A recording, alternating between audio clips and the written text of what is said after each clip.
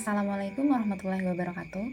Halo, di video kali ini kami akan membahas tahap pertama dari model desain pembelajaran UBD, yaitu identifikasi hasil yang diinginkan. Sebelumnya perkenalkan, kami dari kelompok 1 terdiri dari Erika Erniati, Livia Nurul Rizky, Siska, dan Tina Ramadhani. Sebelum membahas tahap pertama desain UBD, kita akan membahas terlebih dahulu apa itu UBD. UBD atau Understanding by Design adalah teori pendidikan untuk desain kurikulum suatu mata pelajaran di sekolah, di mana perencana melihat hasil yang diinginkan di akhir pembelajaran untuk merancang unit kurikulum, penilaian kinerja, dan pengajaran di kelas.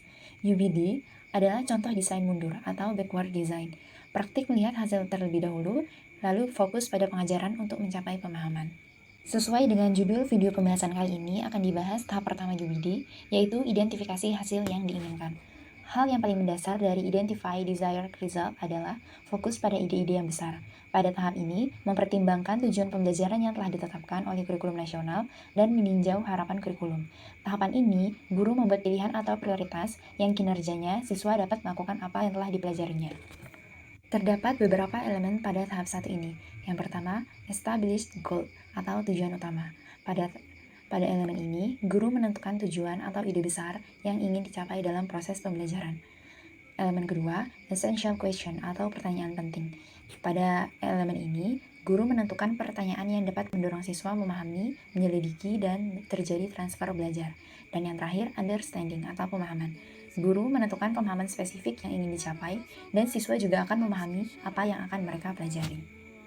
Selanjutnya, penerapan dalam pembelajaran.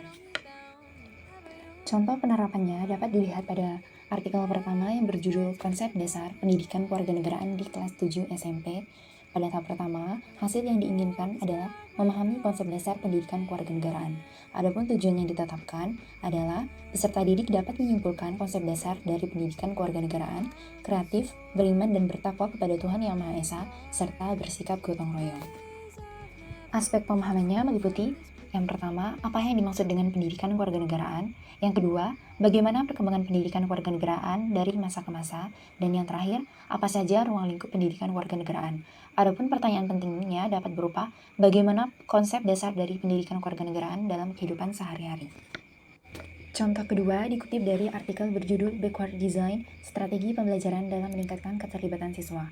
Contoh ilustrasi penerapan tahap ini meliputi pemahaman konsep berupa siswa dapat memahami pembentukan kelompok sosial di masyarakat. Adapun tujuan pembelajarannya meliputi siswa dapat mengidentifikasi ciri-ciri kelompok sosial dan siswa dapat menguraikan bagaimana terbentuknya kelompok sosial di masyarakat. Selanjutnya, indikator pencapaian tujuan pembelajaran meliputi mampu menjelaskan pengertian kelompok sosial, mampu memberikan contoh kelompok sosial, mampu menjelaskan proses terbentuknya kelompok sosial, dan mampu menjelaskan faktor yang mempengaruhi terbentuknya kelompok sosial. Contoh ketiga dikutip dari artikel berjudul Perancangan Pembelajaran Fisika tentang Rangkaian Seri dan Paralel untuk Resistor menggunakan Understanding by Design. Stage 1 merupakan tujuan dari desain pembelajaran yang telah dibuat. Tujuan dari pembelajaran ini yaitu mahasiswa dapat menjelaskan karakteristik resistor yang disusun seri dan paralel, serta mahasiswa dapat menganalisa besaran-besaran fisik berupa arus, tegangan, dan hambatan. Tujuan ini dipilih karena disesuaikan dengan konsep dasar yang ada pada rangkaian listrik itu, yang harus dikuasai oleh mahasiswa, yaitu karakteristik rangkaian seri dan paralel sebelum berlanjut ke materi yang lebih kompleks. Stage kedua merupakan asesmen dan evaluasi yang mengacu pada tujuan pembelajaran. Asesmen ini meliputi mahasiswa dapat mengukur arus menggunakan ampermeter yang dipasang seri terhadap resistor dan mengukur tegangan dengan voltmeter yang dipasang paralel terhadap resistor. Dan juga mahasiswa dapat menghitung arus, tegangan, hambatan menggunakan persamaan. Stage 3 merupakan langkah pembelajaran yang di dalamnya berisi kegiatan-kegiatan yang dilakukan pengajar dan peserta didik selama proses pembelajaran berlangsung. Penerapan pendekatan Understanding by Design sudah diimplementasikan dalam proses belajar mengajar di kelas dan dinyatakan efektif untuk digunakan.